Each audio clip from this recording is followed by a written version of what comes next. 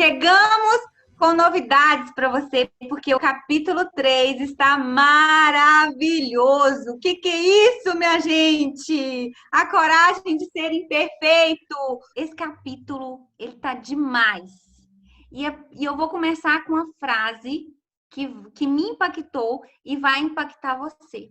Ela disse que quando nós escondemos a nossa vergonha, as nossas vulnerabilidades, é como se colocar de joelho perante elas. No entanto, se eu mostro as minhas vulnerabilidades, se eu abraço as minhas vulnerabilidades, conheço-as, reconheço, aceito, eu estou colocando elas de joelhos. Essa ideia de que a gente escondendo as nossas vulnerabilidades, estaremos num lugar de paz, de tranquilidade, de sossego, isso é uma ilusão. E ela vem falar disso novamente no terceiro capítulo, que nós devemos mostrar a nossa vergonha, porque aí ela perde força e nós ganhamos força. Nós nutrimos de ferramentas apropriadas para lidar com essas vergonhas. Porque quando a gente entende quais são os mecanismos que nós utilizamos quando nós sentimos vergonha ou quando nós estamos numa situação de conflito, a gente pode estar mais atento em relação a elas, né? As atitudes, aos comportamentos que nós temos, as nossas tendências, e controlá-las, dominá-las, né? De reconhecer, de identificar quais são as nossas vulnerabilidades, quais são as nossas tendências, como que a gente lida quando a gente está com raiva, quando a gente está triste, quando a gente está desapontado, porque a gente pode ligar o alerta, digamos assim, opa, é como se a gente percebesse o caminho que a emoção provoca no nosso corpo. Você já parou para pensar nisso? Qual é o caminho que a raiva percorre no seu corpo? Quais são os comportamentos e atitudes que a raiva, por exemplo, promove? E cada um tem uma tendência diferente. Às vezes a gente tem aquelas que são mais explosivas, né? Tem as pessoas que se fecham e para abrir de novo é mais trabalhoso. Então depende muito da pessoa. Mas é importante reconhecer, porque quando a gente reconhece a nossa maneira de lidar, a gente pode trabalhar. Tem uma parte que ela diz que a vergonha se alimenta do segredo. E eu fiquei pensando na minha vida, especialmente em momentos que eu precisei trabalhar, né? Eu fiz terapia por um tempo, por algumas questões da minha, especialmente sobre paternidade, né? Enquanto eu não me abri para tratar essas questões que doíam dentro de mim, é como se eu tivesse uma faixa na minha cabeça, com a palavra rejeição ou rejeitada, e era assim que eu me sentia. E enquanto eu não abri essa caixa, enquanto eu não coloquei para fora as minhas dores, elas doíam de igual. Às vezes a gente acha que o não falar resolve ou ameniza a dor, mas a dor de guardar e a dor de expor é a mesma. Eu acho que guardar é ainda mais doloroso com o passar do tempo, porque a dor vai ficando ali, né? É como se fosse uma ferida com pus que às vezes até vibra. Já percebeu isso quando a gente tem um tumor, alguma coisa assim que tem pus? É como se lá dentro se movimentasse, né? E gerando dor. E na minha experiência foi assim, à medida que eu fui tratando as dores que eu tinha em relação a isso, é como se a minha caminhada, como se não, foi assim. A minha caminhada foi se tornando mais leve à medida que eu fui expondo aquilo que me trazia culpa, aquilo que pesava dentro do meu coração. Então é um convite, né, a expor. Logicamente a gente já falou sobre isso no encontro anterior, que a gente não expõe de qualquer forma, a gente não expõe para qualquer pessoa. Tratar, reconhecer as nossas dores, a nossa vergonha, aquilo que traz culpa, é algo que gera cura. A vergonha e a culpa, ela é produzida entre as pessoas e a cura também é produzida dessa forma. Essa frase de que a vergonha se alimenta do segredo é fantástica. E ela fala que o antídoto para a vergonha é o social, são os relacionamentos. Então, é pelos relacionamentos que somos afetados, porque a rejeição, as crenças limitantes, né, que desenvolvemos ao longo da nossa vida, muitos traumas complexos, eles foram criados, surgiram e se desenvolveram nos relacionamentos. Então, a forma de curar isso o antídoto, é o antídoto social. É curar com relacionamentos saudáveis, confiáveis. À medida que você se encontra com alguém e ali você começa um relacionamento de sinceridade, de confiança, você se sente íntimo a ponto de se abrir, de compartilhar a sua dor. Você é acolhido com empatia, sem críticas e sem julgamentos. Nesse momento em que você se relaciona, você é curado. Então, tanto a dor, ela é provocada nos relacionamentos, mas a cura também, ela vem dos relacionamentos. Eu acho muito importante a gente cuidar das nossas relações. Como ela falou no capítulo anterior, que a gente não vai cuidar, não vai se relacionar com qualquer pessoa, abrir a porta do nosso coração para qualquer pessoa. Não, mas que a gente tem que filtrar, né? Escolher amigos de confiança em que a gente sabe que pode contar. Tem uma teoria da psicologia, chama teoria do apego. Eu sou apaixonada por essa teoria e ela é muito importante quando se fala de relacionamentos. E o autor, John Bowlby, ele foi chamado pela Organização Mundial de Saúde na guerra, porque os pais, as crianças estavam ficando órfãos, porque os seus pais, as suas famílias estavam sendo mortas na guerra, e a Organização Mundial de Saúde estava cuidando desses bebês. Só que esses bebês estavam morrendo no centro de cuidado, nos orfanatos, nos abrigos. E aí ele chamou o John Bowlby, né, que é um psiquiatra e psicólogo, para tentar ajudar e sanar esse problema das mortes dos bebês. E aí John Bowlby desenvolveu a teoria dele a partir dessa experiência e ele percebeu que esses bebês estavam morrendo porque elas estavam malnutridas, desnutridas emocionalmente. Elas estavam estavam limpas, elas estavam alimentadas, elas estavam fisicamente nutridas, mas emocionalmente estavam carentes, porque eram muitos bebês. Né? E a equipe de cuidado não tinha condição de pegar esses bebês no colo, de dar afeto, de dar carinho. Então, ele construiu a teoria dele baseada nisso, nas relações de apego. E ele distingue o apego seguro, que é quando nós, quando criança, recebemos esses cuidados físicos e emocionais, esse suporte. É quando a criança ela sabe que as necessidades dela vão ser supridas, que os sentimentos dela vão ser acolhidos por esses cuidadores. E aí, essa relação com esses cuidadores, com esses pais, tem um profundo impacto nas relações futuras dessa criança. E aí, ele fez uma pesquisa longitudinal e ele percebeu que essas crianças, elas desenvolviam o mesmo tipo de apego na fase adulta. Quando elas iam ter relacionamentos conjugais, elas escolhiam se relacionar da mesma forma que se relacionavam com seus cuidadores quando criança. Então, por exemplo, a criança que ela tem hora que ela sabe que pode contar com a mãe, mas tem hora que a mãe deixa ela chorar, deixa ela desamparada. E aí, quando ela cresce, ela escolhe viver um relacionamento de ambivalência. Ela procura homens que tem hora que eles dão atenção, mas tem horas que eles abandonam elas. Então, porque ela costuma buscar esses mesmos relacionamentos porque é algo muito familiar, é o que ela aprendeu. Inconscientemente, é muito familiar, então é muito mais confortável ela se relacionar dessa maneira. Uma forma de se relacionar, né, ela tem um impacto muito profundo na nossa saúde mental. Por isso que a gente tem que tomar muito cuidado com quem a gente se relaciona. Tem uma frase que diz: você é a soma das 5 pessoas com quem você mais se relaciona. Um item também que ela traz, muito importante nesse capítulo, é sobre a autoaceitação. Ela fala que nós não podemos associar a nossa autoestima à aceitação do outro. Por quê?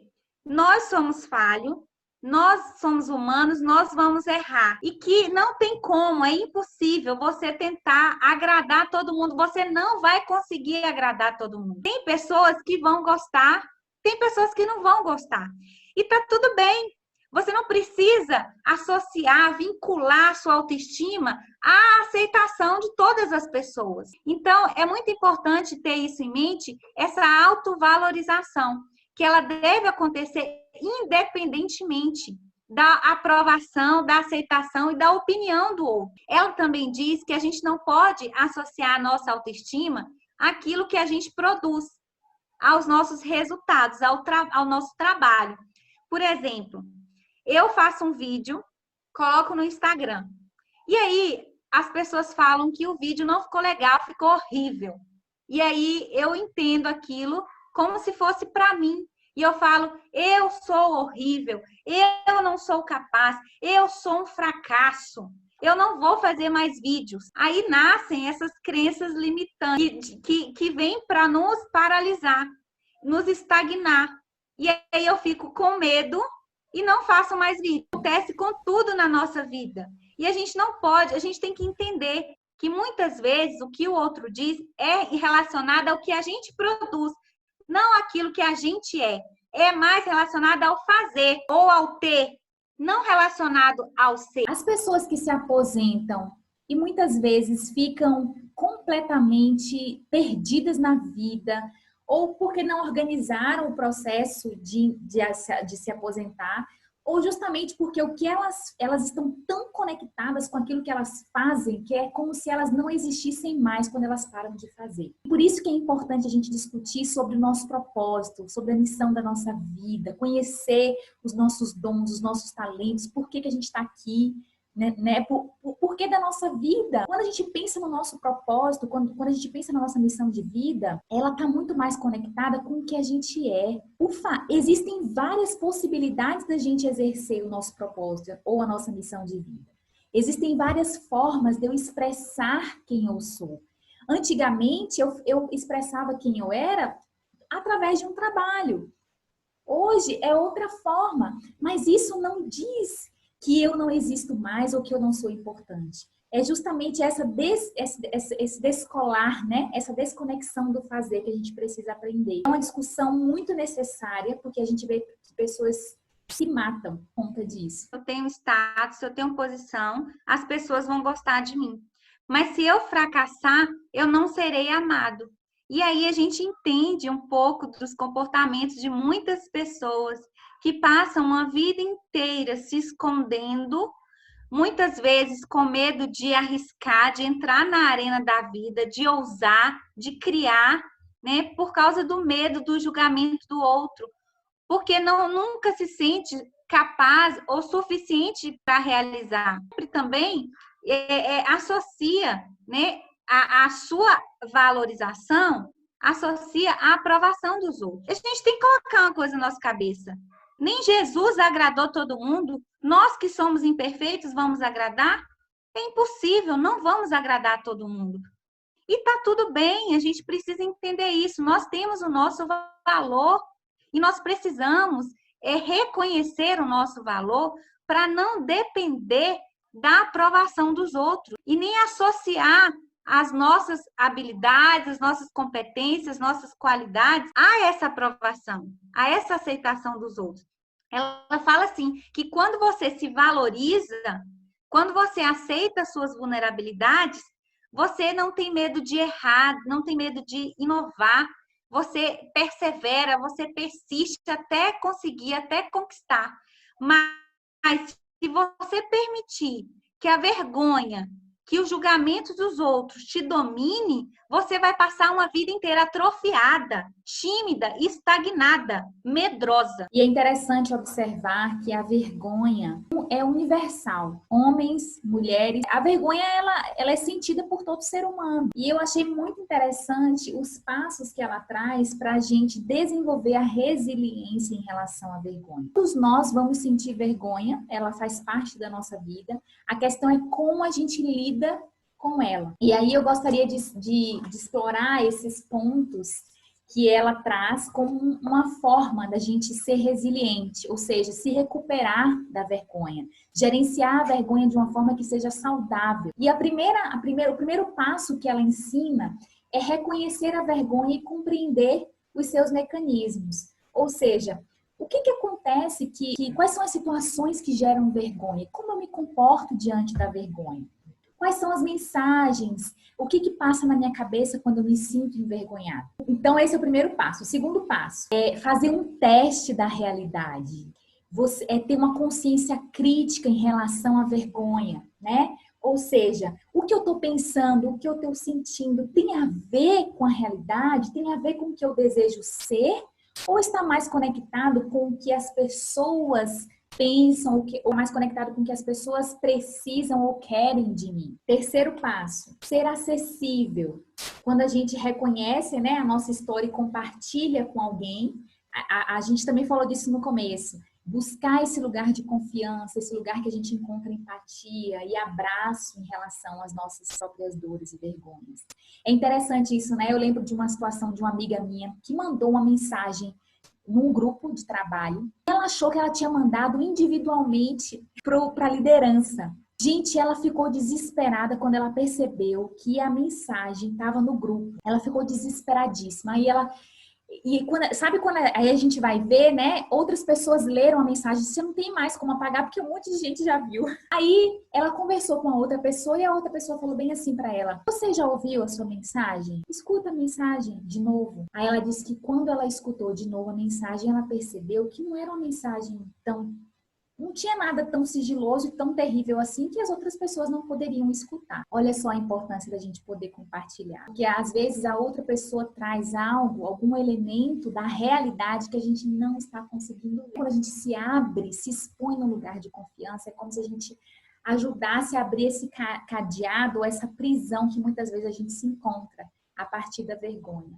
O quarto passo, falar sobre a vergonha. Porque se a gente não fala, aquilo lá que a gente falou no começo, se a vergonha se alimenta do segredo.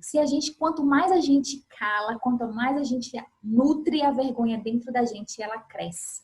Então, esses são alguns passos práticos que a gente pode lidar quando a gente tem esse sentimento, quando alguma coisa acontece que nos constrange diante das pessoas ou diante da vida. A vergonha se alimenta do segredo. Olha, meninas, vocês podem sair daqui, mas não esqueçam dessa frase. A vergonha se alimenta do segredo. Eu sofri muitos anos com algo dentro de mim que eu tinha feito, que eu achava que era errado e que eu precisava muito do perdão daquela pessoa. E aí eu sofri anos com isso, anos. Quando eu fui me abrir para essa pessoa, eu percebi que não existia nada daquilo, que a pessoa não tinha se sentido ofendida, que ela não tinha interpretado daquela maneira. E aí eu levei isso para terapia e durante muitos anos isso me corroeu e aí a terapeuta me trouxe esse entendimento de que não era o outro que precisava de perdão, eu precisava me perdoar, porque o outro já havia me perdoado, mas que eu precisava abandonar aquela culpa, aquela vergonha que é pesada, que eu carregava, né, ao longo de tantos anos. E aí eu chorei, e eu consegui me perdoar. Eu lembro de uma metáfora muito interessante, que havia um andarilho, e esse andarilho, ele carregava em uma das mãos um saco de cimento, na outras mãos uma pedra, nas costas uma mochila e na cabeça uma abóbora gigante. E ao longo da caminhada, as pessoas olhavam e falavam: viajante, por que você não abandona essa abóbora? Para que carregar essa abóbora na cabeça? E aí ele deixava a abóbora. Viajante, por que você não larga esse saco de cimento tão pesado, atrapalhando a sua viagem? E assim ele foi largando os pesos. E aí eu te pergunto, o que era mais pesado? O saco de cimento? A pedra na outra mão? Ou a abóbora gigante na cabeça? Nenhuma dessas coisas. O mais pesado era a falta de consciência das coisas que ele carregava. Então, muitas vezes, carregamos pesos e arrastamos correntes sem saber que estamos carregando, sem saber que estamos arrastando, e essas correntes nos aprisionam, nos paralisa, sabe? A gente não inova, a gente não cria, a gente não arrisca, porque a gente não tem consciência delas.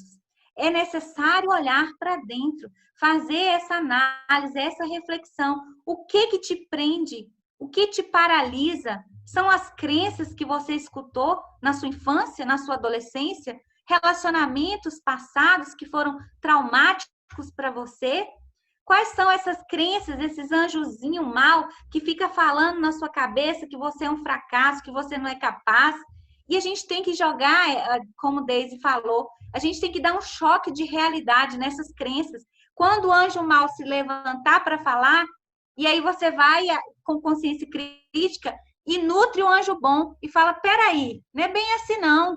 Eu tenho o meu valor. A importância da qualidade da conversa interna, das conversas que nós temos com a gente mesmo. Porque se nós temos essas conversas destrutivas, arrasadoras, é assim que a gente vai se portar. Eu lembro muito de uma história, tem várias histórias que falam sobre a importância da gente cuidar com essa nossa conversa interior. Tem uma história que fala assim de uma esposa que o marido está atrasado, ele não chega em casa no horário que era comum e a esposa começa a ficar agoniada, porque ela liga pro celular, o celular não atende, ela tenta falar com ele, não consegue, e ela começa a ficar desesperada. Onde será que tá esse homem? O que será que esse homem tá fazendo? Aí começa a nutrir esses pensamentos de desconfiança, de traição. Aí, gente, quando esse homem chega em casa, e aí eu acho que todos nós já passamos por isso, de construir diálogos internos, de brigar na nossa cabeça, de imaginar uma resposta e você pensar outra. E aí a história conta que quando esse homem chegou, ela já começou a brigar com ele como se ele estivesse com outra mulher. Essa história serve, aí ele disse que o celular dele descarregou e ele estava preso no trânsito, por isso que tinha acontecido um acidente e por isso que ele havia atrasado daquela forma e ficou sem contato. E essa história serve para ilustrar a importância da gente cuidar com esses pensamentos, com essa conversa interna. Esse passo que eu estou dando, de fato, para me valorizar ou para reconhecer a realidade. Que teste que eu tenho feito da realidade? Nessa história, por exemplo, dessa mulher que eu contei, ela poderia ter se perguntado, mas será que pode ter acontecido algum acidente? O celular pode ter descarregado? O que será que pode ter acontecido para ele não estar em contato comigo? E às vezes a gente só olha por um lado, né? E nutre essa conspiração, nutre a traição, nutre histórias as piores possíveis. Qual é o tipo ou qual é a qualidade das conversas que eu tenho comigo mesmo? É muito importante a gente sair dessa ideia de perfeição e ir para a ideia do acolhimento. Não é à toa que o livro é A Coragem de Ser Imperfeito, porque ela traz isso, ela traz o reconhecimento da nossa humanidade. Quando a gente reconhece as nossas vulnerabilidades, a gente é capaz de superá-las, de tratá-las, é capaz de olhar para o outro com as lentes da vulnerabilidade, olhar com um olhar de compaixão, porque o outro também erra, assim como eu erro. Então, é sair dessa imagem. Ela coloca, por exemplo, nós mulheres, essa imagem que a cultura coloca sobre as nossas costas, que nós devemos ser guerreiras, que nós devemos ser bonitas e perfeitas e magras e gostosas o tempo todo. É um peso que a gente tem que carregar. E quantas mulheres sofrem com problemas alimentares, distúrbios alimentares? Muitas até cometem suicídio, depressão, síndrome do pânico, por causa dessa crença, dessa ideia de que eu tenho que ser perfeita, de que eu tenho que ser aceita, de que eu tenho que ser amada pelos outros, de que eu sou defeituosa, porque eu não me pareço, a minha barriga não se parece com a barriga da Juliana Paz, nem da Paola Oliveira, e a gente precisa se libertar dessas crenças, porque senão a gente não vai chegar ao lugar que a gente tanto deseja. A gente vai passar pela vida sem vivê-la com intensidade, com leveza, com alegria, com prazer. Isso ela traz no livro, que ela estava numa palestra e a mulher estava dizendo que os homens exigiam muito das mulheres e que na cama elas se sentiam envergonhadas e não queriam acender a luz para eles não perceberem a estria, a celulite, a gordurinha nas costas. E aí um homem na plateia levantou e falou: olha só, nós homens não nos importamos com isso. Na hora que a gente está namorando, tudo que a gente quer é uma mulher de verdade. É uma mulher inteira, que se entrega de verdade, que se entrega de coração, que tem prazer de estar ali com a gente. Vamos quebrar isso, gente, esses pesos que a gente carrega. A pesquisa que essa mulher fez desvendou a ligação do homem, de muitos homens com a pornografia. Porque, de acordo com a pesquisa dela, ela descobriu que muitos homens buscam a pornografia por medo da rejeição. A resposta que ela encontrou é que muitos deles lançam na pornografia, pagam aquilo que eles querem. A principal motivação é porque eles não serão rejeitados de forma alguma. É como se eles estivessem pagando para serem aceitos. E é exatamente isso que a Karine trouxe nessa fala. Não somente que o homem deseja, mas que a mulher também, é ser amado, é ser aceito do jeito. Eu lembrei da parte que ela traz sobre a importância da gente se perguntar se a gente falaria o que a gente fala pra gente mesmo, pro outro. A gente não tem coragem. A gente não tem coragem de dizer pro outro algumas coisas que a gente diz pra gente mesmo. Isso nos desafia a olhar pra gente com mais amor, com mais empatia, com mais leveza. E humanizar os nossos problemas, que é aquilo que a gente passa, o outro também passa, e vice-versa. E faz parte da vida. Então, essas discussões todas que nós estamos fazendo nos dá mais recursos para questionar os nossos pensamentos, a qualidade dos nossos pensamentos, a maneira como a gente se comporta, não somente com o outro, mas com a gente mesmo. E gerenciar essa conversa interna é um dos grandes passos que a gente precisa dar. Se questionar, falar com a gente mesmo. Quando a gente perceber, eu mesma, isso era muito comum, essa briga na minha cabeça. Quando eu vou falar assim, se ele falar assim, eu vou falar assado. E eu comecei a me gerenciar e a observar. E sabe quando você foge? Eu comecei assim, a ser ativa. Eu sempre falo isso, com a nossa mente, com pensamentos depreciativos, com a vergonha, com a culpa. Não dá para ser passivo, não dá para ficar esperando ela fazer morada. A metáfora da xícara que a Karine usou na semana passada. Não dá para esperar deixar a sujeirinha ali, porque ela vai aumentar. Então, eu comecei a fazer isso. Sempre que eu observava que eu fico presa em algum pensamento, em alguma briga interna, eu procuro sair. Aí eu vou botar uma música, ou eu falo comigo mesma, questiono os meus próprios pensamentos. Esses dias mesmo eu falei com o Dan, estava lá na cozinha lavando louça, pensando sobre umas coisas. Eu falei: Dan, meu marido, vem aqui que eu quero confessar uns pecados para você. E foi ótimo, porque eu falei logo, é bem isso mesmo, não deixar a vergonha em segredo, porque ela só aumenta. Aí ele começou a fazer esse papel. Mas será que é assim mesmo?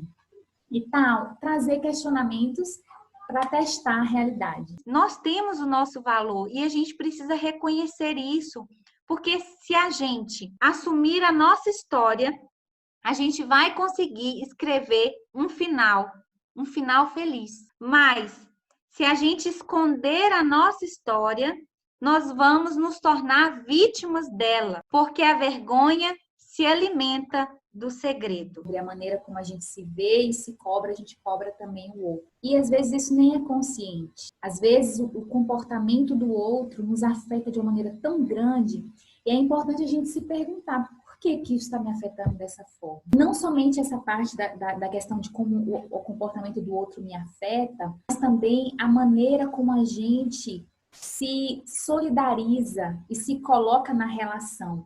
Eu amei na relação com as outras pessoas. Tem um exemplo que ela cita, que ela fala sobre a mãe no cinema, com um filho às vezes chorando, espalhando pipoca pelo chão. E aí a gente tem duas opções: olhar para aquela mãe e falar assim: olha, eu sou uma mãe melhor, meu filho está fazendo isso, ele nunca fez isso. Ou a gente pode ter um olhar de empatia e olhar para essa mãe: eu entendo você. Eu sei que em alguns momentos a gente gostaria que o filho tivesse um comportamento X e o comportamento é Y. Porque nós, às vezes, usamos esse tipo de informação ou a gente se acha, às vezes, melhor do que o outro e usa isso para, como se fosse, não ela coloca em termos de sobrevivência, né? Que a nossa tendência é como se a gente fosse sobreviver se colocando dessa forma melhor que o outro. Mas a competição não é o único caminho. O fato de eu ter uma habilidade diferente da sua ou ser melhor do que você numa determinada área, não significa dizer que eu sou melhor do que você. A gente fala tanto sobre a violência obstétrica, a violência de outras mulheres em hospitais, a violência de mulheres que exercida com outras mulheres, por conta, às vezes, dessa insegurança interna e esse desejo de se colocar sobre o outro, mas que, na verdade, revela uma insegurança mesmo, né? Revela uma imaturidade, talvez, emocional, ou esse desejo de se proteger, se colocando superior ao outro. Essa relação, né, de hierárquica, né, de superioridade e inferioridade. Quando eu aponto os defeitos do outro, eu me sinto mais confortável, eu me sinto superior ao outro. Então, é muito cômodo esse movimento e muitas vezes fazemos isso como um mecanismo de proteção para esconder as minhas vulnerabilidades. Se eu apontar as suas, ninguém vai reparar nas minhas, nem eu mesma vou reparar nas minhas próprias vulnerabilidades. Tem uma frase que Freud diz que fala: quando Pedro fala de Paulo, eu sei mais de Pedro do que de Paulo. Porque quando a gente aponta um dedo para o outro, tem 4 dedos voltados para nós. Então, quando a gente critica muitas pessoas, aponta muito o dedo, tem algo acontecendo com o outro, uma vulnerabilidade do outro que nos incomoda profundamente, a gente tem que olhar para dentro e pensar, por que isso tem me incomodado tanto? Será que não é um mecanismo de projeção? É um defeito que eu tenho, que eu não consigo enxergar em mim, mas que eu consigo enxergar no outro. E então eu manifesto para o outro um problema, uma vulnerabilidade que me pertence. Na criação de filhos, isso acontece muito. Pais muito autoritários, quando você vai ver, conhecer a história de vida desses pais, você percebe que eles também tiveram criações rígidas com pais autoritários. E eles pensam assim: claro que eu vou bater em você, eu apanhei, você também tem que apanhar, né? Ou então vai para um outro extremo. São aqueles pais que tiveram uma criação muito rígida e que agora, na relação com os filhos, tem muita permissividade, uma educação muito permissiva, porque faz totalmente contrário àquilo que ele recebeu. Então, ou ele repete a história que ele teve, ou ele rejeita totalmente aquela história, né? Fazendo diferente. Então, é muito importante a gente sair dessa relação hierárquica, onde não há compaixão, onde não há empatia e nem consideração, nem respeito e acolhimento. Pelo contrário, uma relação totalmente competitiva. Isso acontece muito no meio, nós mulheres, né? Acontece muito. Uma querendo denunciar as falhas da outra, apontar os erros da outra, porque afinal ela é defeituosa e eu a perfeita, né? Então, a gente sai dessa relação hierárquica para uma relação linear, equilibrada, uma relação em que eu estou aqui para segurar sua mão, porque eu entendo que juntas somos mais fortes, juntas conseguimos mais, né, com respeito, com acolhimento, com união, com consideração. Uma relação humanizada, porque quando a gente entende do que nós somos capazes de sentir e fazer, a gente é mais compreensivo com o outro. Essa semana eu conversei com um gestor de uma organização, porque existe um líder na organização que não permite que outras pessoas cresçam, não permite que outras lideranças apontem, se desenvolvam. E à medida que ele foi falando, eu fui refletindo, esse líder deve ser muito inseguro, porque se eu não crio espaço para ninguém, se eu não compartilho a minha liderança com ninguém, muito provavelmente essa pessoa é muito insegura, tem medo de perder o espaço. E aí, ao invés de multiplicar-se, ao invés de criar espaço de desenvolvimento, ele cria um espaço de mesquinhez. É isso mesmo, de mesquinharia, onde ninguém mais pode crescer a não ser ele mesmo. Então, é importante a gente fazer essa reflexão e quando a gente se deparar com situações como essa, refletir mais a nosso próprio respeito antes de primeiro julgar. Eu tinha uma psicanalista, uma professora na faculdade, e ela deu um exemplo que eu achei fantástico. Ela estava dando uma aula, era uma sexta-feira à noite, e de repente a gente escuta um barulhão, carro de som altíssimo na porta da sala da faculdade, incomodando a aula. E aí ela olha e fala assim: olha lá, gente, um homem inseguro e complexado. Ele precisa, a voz dele não é ouvida. Então ele precisa aumentar, né, o som do carro no último volume para ser ouvido. É um homem inseguro, talvez com problema de impotência sexual.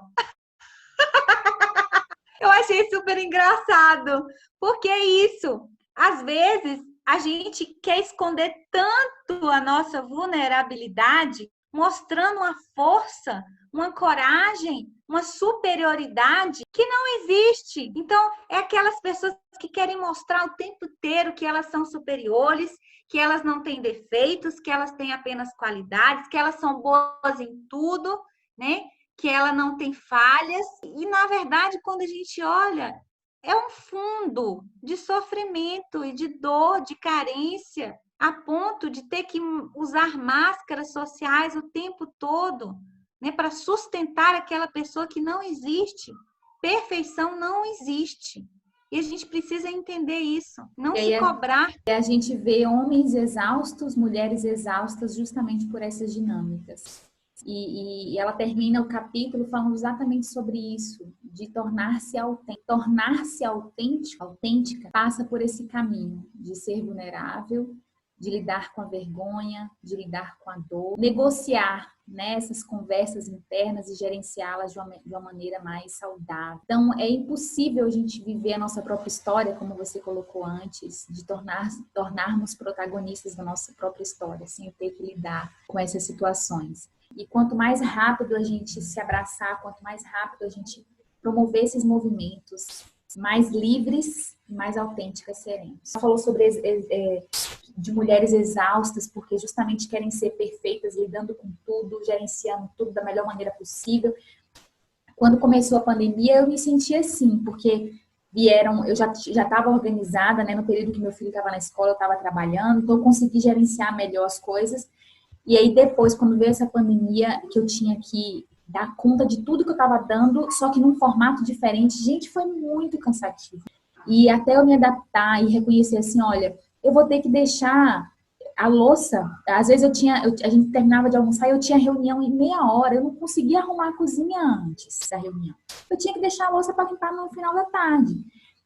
E às vezes aquilo me gerava assim, nossa, a vergonha, né? Nossa, se acontecer alguma coisa, se alguém precisar chegar aqui, vai entrar, vai dar de cara com aquela louça, vai pensar o que de mim? Mas, ó, gente, eu fui lidando com isso, me libertando. Falei assim, rapaz, eu sou só uma, né? E a louça vai ficar mesmo, porque eu tenho outra prioridade para dar conta. Então, assim, o tempo todo, por mais que a gente trabalhe, esses desafios virão. Mas eu acredito, sabe, que à medida que a gente vai reconhecendo, trabalhando, se fortalecendo, a gente vai ganhando novos recursos para lidar com esses desafios, com essas conversas internas. E tem uma parte que eu achei super interessante, porque ela diz assim que ela começou a publicar, a dar palestras. Teve uma pessoa que, quando ela começou a fazer isso, as pessoas atacavam exatamente a aparência dela, atacavam a papel da mãe, né? E publicamente. E aí ela começou a pensar assim, vou dar voz para essas pessoas que não estão na arena da vida. Que ao ler uma palestra ou um artigo como esse, ataca a minha identidade porque elas são desafiadas a mudar ou a refletir sobre temas que talvez elas não estão acostumadas.